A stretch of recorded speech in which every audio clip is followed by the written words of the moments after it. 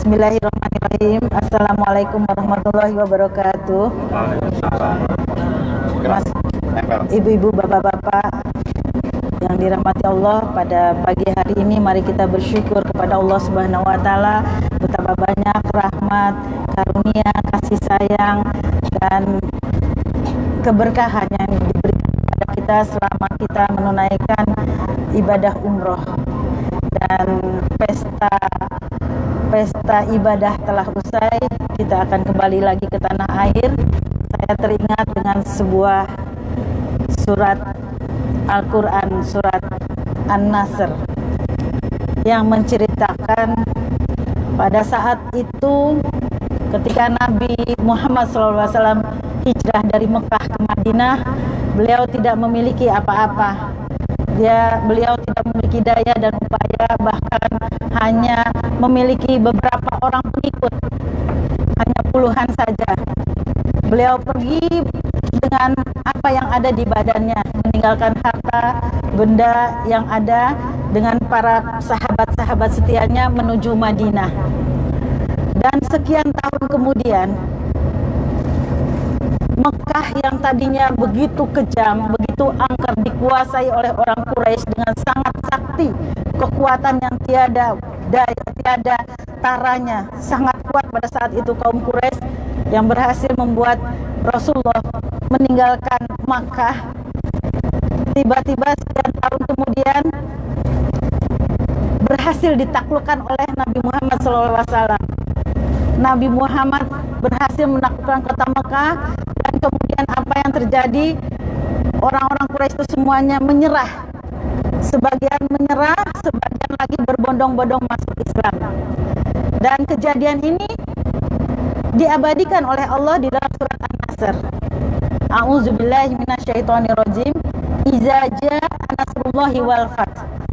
Ketika datang kemenangan, pembukaan kota Makkah, waro'aitanna sayadkhuluna fi dinillahi afwaja. Dan kamu lihat banyak sekali yang berbondong-bondong kemenangan itu. Apakah kita disuruh berpesta-pesta, disuruh merayakan kemenangan? Bukan. Ternyata Allah menyuruh kita bertasbih dan memohon ampun kepada Allah Subhanahu wa taala. Dan ini juga yang terjadi pada kita semua ketika kita sudah bisa berhasil melaksanakan semua ritual-ritual umroh kita dengan segala daya upaya kita. Ternyata bukan kebahagiaan atau merasa menang yang harus kita hadapi, justru kita harus tersungkur hina di hadapan Allah. Justru kita harus banyak-banyak memuji Allah, bahkan harus meminta ampun. Karena sesungguhnya kalau kita tahu, kalau Allah membuka semua aib-aib kita, bahwa sesungguhnya kita tidak memiliki kemampuan apapun. Bahkan untuk sampai di sini pun kita tidak memiliki kemampuan apapun. Bahkan untuk melaksanakan ibadah-ibadah umroh juga kita tidak memiliki kemampuan apapun. Kita ini begitu lemah lemahnya. Karena itu sepanjang jalan mari kita bertasbih, memohon ampun, hanya karena kebaikan Allah lah, hanya karena kasih sayang Allah lah kita bisa sampai di sini dan menyelesaikan semua ritual, rukun-rukun dan sunat-sunat semua ibadah umrah ini. Dan selanjutnya saya beserta Pak Nurdin izinkan mengucapkan terima kasih sebanyak-banyaknya yang luar biasa kepada ibu-ibu, bapak-bapak semua, kerjasamanya, semangatnya, kesabarannya yang tidak bisa kita hitung dengan sesuatu apapun kecuali rasa syukur kepada Allah Subhanahu wa taala, diberi kelompok, diberi tim yang sangat kompak. Yang pertama saya ucapkan terima kasih kepada keluarga Bapak Musdar. Mas Musdar, ya maaf ya kalau salah. Ya, Bapak Musdar. Ketahuilah saya setiap kali ingat ini rasanya pengen nangis terus, karena saya seperti mendapatkan karunia yang sangat besar, ditinggikan sepertinya tiba-tiba derajat saya, dan kemudian mendapatkan kepercayaan yang luar biasa. 18 orang luar biasa, 18 orang ikut saya ini siapa sih gitu, saya ini siapa. mendapatkan kepercayaan 18 orang itu kekayaan yang luar biasa, kemewahan yang tidak bisa dihitung, dinilai dengan harta apapun. Dan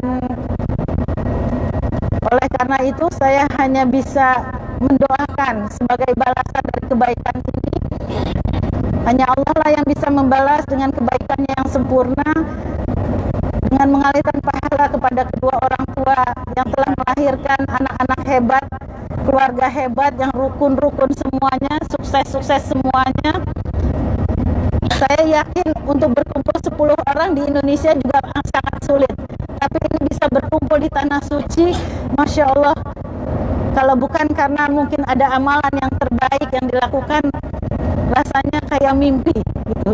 Kayak mimpi 10 orang berserta mungkin ada yang bawa suami juga bawa anak bisa berkumpul di Tanah Suci, reuninya di Tanah Suci, dan mudah-mudahan kelak nanti disambung reuni di surga. Amin ya rabbal alamin. Juga terima kasih saya kepada Bu Ida, Pak Bambang. Beliau ini tidak kenal saya, entah siapa saya ini, langsung bisa transfer. Cuma tahu dari orang. Ya termasuk tadi keluarga Jakarta, Bapak Musdar itu istilahnya travel itu kan banyak sekali gitu. Saya ini mah travelan, izin juga nggak punya gitu. Benar-benar modal dengkul, kantor pun nggak ada gitu. Bahkan nota aja baru dikasih kemarin. Udah pada transfer semua, ya Allah. Kalau bukan tangan Allah ini nggak mungkin banget gitu. Terima kasih Bu Ida, Pak Bambang. Mudah-mudahan keluarga dan anak turunan juga bisa hadir ke sini. Dan kemudian terima kasih saya kepada Pak Yon dan Bu Yon. Pak Yon dan Bu Yon ini luar biasa, Bapak-bapak, Ibu-ibu. Beliau adalah korban first travel, ya, korban first travel. Dulu juga daftarnya dengan saya. Sedikit pun beliau tidak marah, tidak kecewa, bahkan ikut daftar lagi dengan saya. Karena itu saya doakan semoga yang hilang akan dikembalikan Allah, kalau tidak di dunia, di akhirat, dengan kembali yang lebih banyak. Dan kesabarannya menjadikan Allah memberi umroh yang makbul kepada beliau dan juga kepada ibu bapak semua.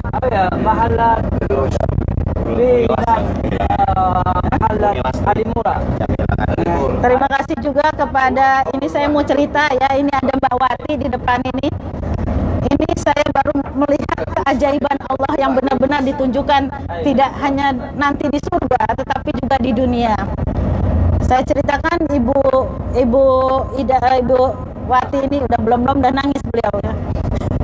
4 tahun yang lalu ya Mbak ya? 2 tahun yang lalu. Oh, 2 tahun yang lalu suaminya meninggal dunia. Meninggalkan 3 orang anak. Dan kemudian kecil-kecil anaknya 2 masih, 1 TK, yang 1 SD, kemudian masih ada yang SMA.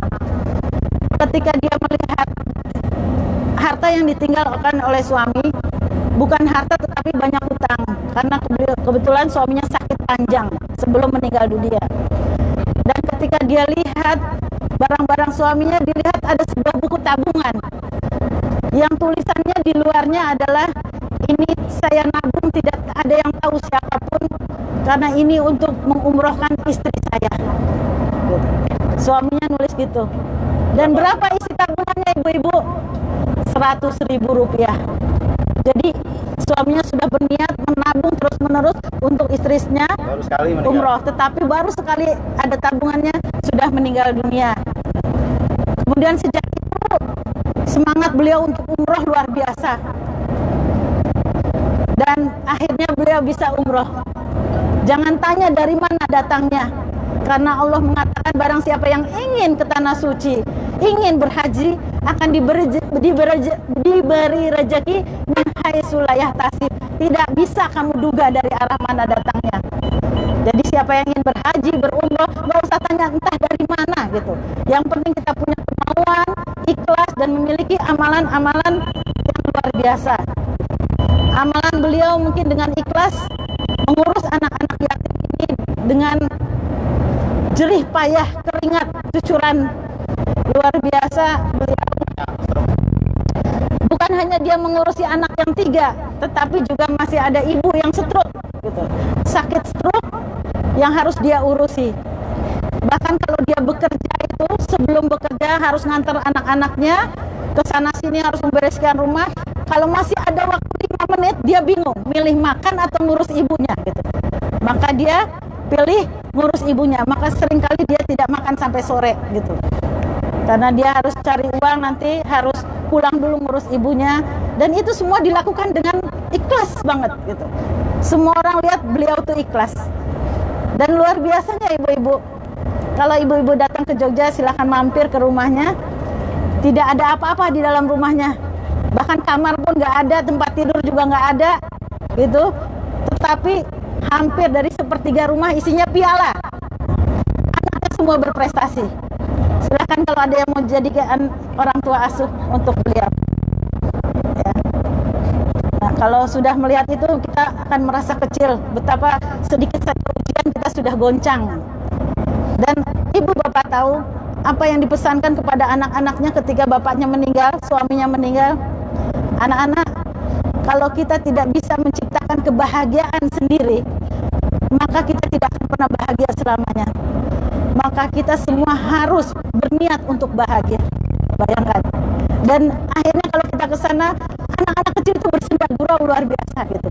Yang kakaknya ngomong adiknya, semuanya berprestasi. Bahkan anaknya yang nomor 2 itu prestasi renangnya sudah lebih dari provinsi lah, pialanya banyak sekali.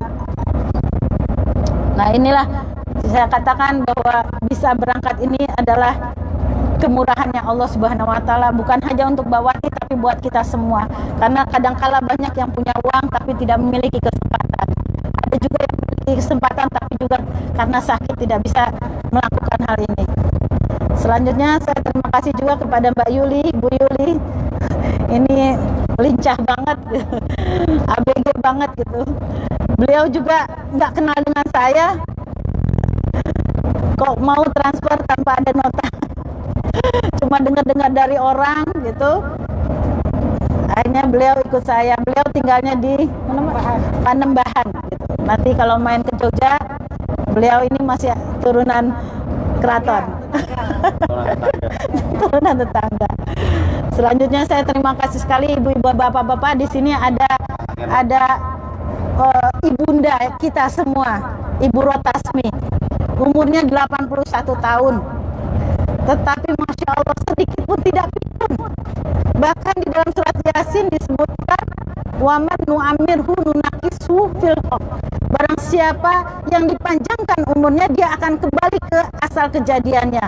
Artinya seperti anak-anak lagi. Tetapi beliau sama sekali sedikit pun tidak pikun. Dari awal sampai sekarang ini sedikit pun tidak merepotkan. Dan bahkan ID card yang kita selalu lupa taruhnya, beliau nggak pernah lupa. Ternyata rahasianya cuma satu, bapak-bapak ibu-ibu bisa kita tiru. Lisannya tidak pernah lepas daripada membaca Al-Quran atau zikir. Jadi kalau saya sekamar itu enak banget setiap saat mendengar bacaan suci Al-Qurannya, bacaan zikirnya. Dan kalaupun dia main WA-nya canggih juga, itu adalah nasihat-nasihat yang keluar gitu. Dan tidak ada yang diucapkan kecuali kebaikan dan kemaslahatan. Sehingga saya tanya sama anaknya, ibu pernah marah nggak sih gitu. Saking nggak pernah dengar marahnya, mangkelnya, capeknya, keselnya gitu, nggak sama sekali gitu. Ya luar biasa sekali Ibu Rotasmi. Beliau sudah 5 kali ke Tanah Suci dan beliau bilang bahwa ini mungkin yang terakhir. Mudah-mudahan yang terakhir ini adalah yang menyebabkan beliau masuk ke dalam surga.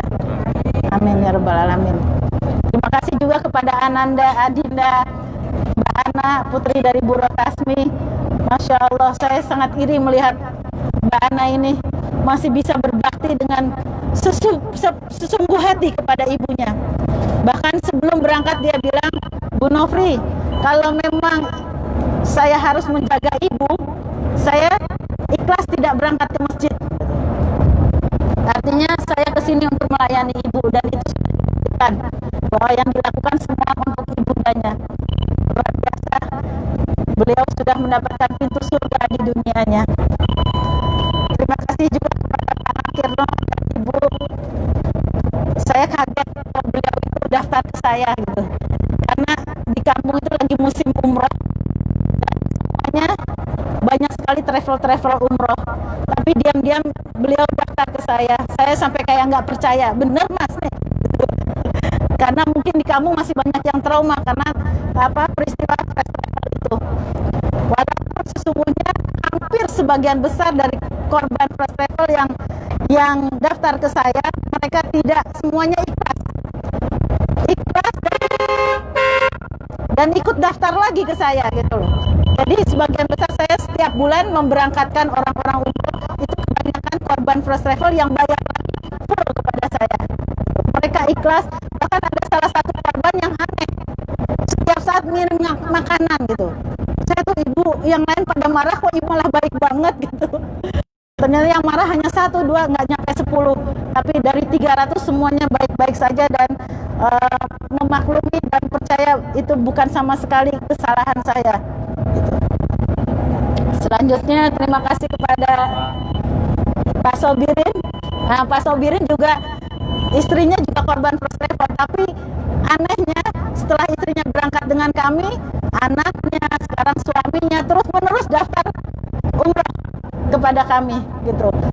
Jadi saya juga, ya Allah baik banget gitu. Allah tahu apa yang ada di dalam hati manusia, tidak akan tertukar.